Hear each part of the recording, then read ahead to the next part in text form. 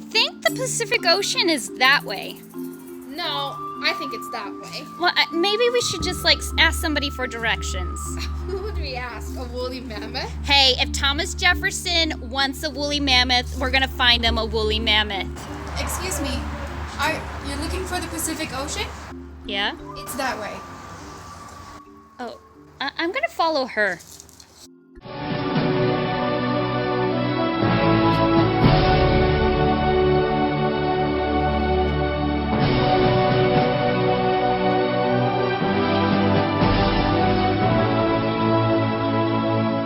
The deal was done, and the United States owns all of the Louisiana Territory. And Jefferson wanted to know, what did he just buy?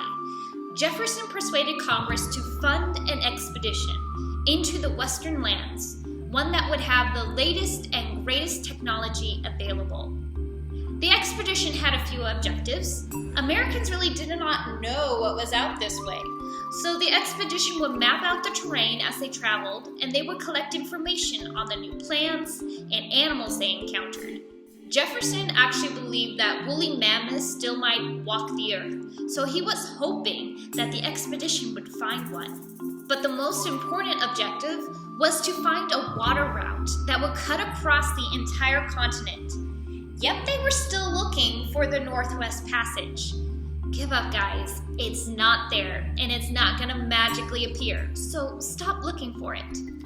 Picked to lead the expedition was Meriwether Lewis, who was Jefferson's private secretary, and Lewis picked William Clark to co-lead with him, having served with him previously in the military.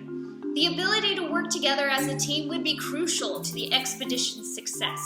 So on May 14, 1804, the expedition known as the Corps of Discovery set out into the unknown. The laws of the United States gave rights to certain kinds of people, white males, and denied them to everybody else. But once the Lewis and Clark expedition left official U.S. territory, they were free to do things as they pleased. As such, they decided that every member of the Corps would have an equal voice, an equal vote on every activity and decision. This was particularly important for a man called York, who was the only African American in the group. In the United States, he was Clark's slave, but once the Corps was free of U.S. law, York was a free man, and he was treated as one.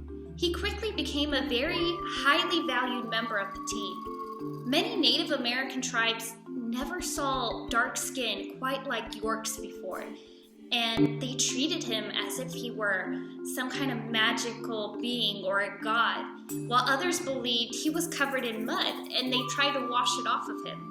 The expedition spent their first winter with the Madon Native Americans in today's North Dakota, and it was there that they met Toussaint Chauveneau. You thought I was going to say Sacagawea. Well, Chauveneau was a French-Canadian fur trapper who convinced them to bring him on as their interpreter. And he was really, really bad at interpreting. He was terrible. He couldn't interpret, and he refused to do manual labor. He pretty much drowned in relatively shallow water. Not the brightest. But his wife, 16-year-old Sacagawea, and I say wife because that's how it was recorded in the expedition journals. But can I just add here? Sacagawea was kidnapped when she was 12 years old, and she was sold to this French guy at 13 and was with child a year later. I have a different name for what that's called, but good luck finding a history book that refers to him as something other than husband. Sacagawea became the saving grace of the expedition. She became the interpreter and the navigator.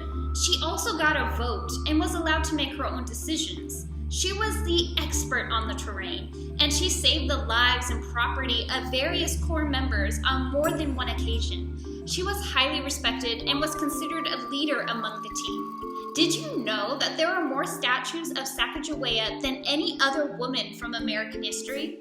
She deserved it. She is a superhero. The Corps of Discovery mostly traveled by boat. On one occasion, the boat was overturned and important items were thrown into the river. With the river raging around her, Sacagawea leaned over the side of the boat with a free hand and rescued many of the lost items from the water. One of the items she saved is the famous journal of the expedition that Lewis kept.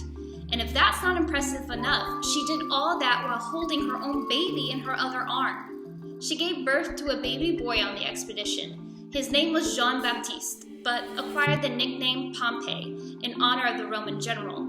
After the expedition, Clark would insist on paying for Pompey's education. It was really good they had Sacagawea because they had been tracking the source of the Missouri River, thinking it was going to lead them to the Pacific Ocean.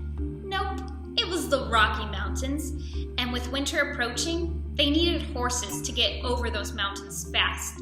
But the chief of the Shoshone Native Americans was having none of it. Sacagawea was in the middle of pleading the expedition's case when she made a startling revelation. The chief was her long-lost brother. She had been kidnapped when she was a little girl, and now she was back in her home village. Needless to say, Lewis and Clark got the horses that they wanted, and it was a heartfelt reunion. But she didn't stay there. She would stay on with Lewis and Clark and continue traveling west, following the rivers to the coast. And on November 15th, 1805, they finally reached the Pacific Ocean. There, they would camp for the winter, and the next year they would start the long journey back, eventually arriving in September. And they will have to tell Thomas Jefferson that they did not find the Northwest Passage, or a woolly mammoth. But they discovered hundreds of new plants and animals, like the woolly mountain goat and the bighorn sheep, prairie dogs, and others. Most importantly, they would establish positive relationships with the Native Americans living in the territory, many of which were key to the expedition's success. Hopefully, the United States would remember this in future interactions with the Native Americans. Lewis and Clark volunteered to go. Goodbye, good luck, wear your overcoat. They prepared for good times and for bad, They hired a Sacagawea to be their guide. She led them all across the countryside, reached the coast, and found the most elbow room we've ever had. The way was opened up for folks with bravery. There were plenty of fights to win land.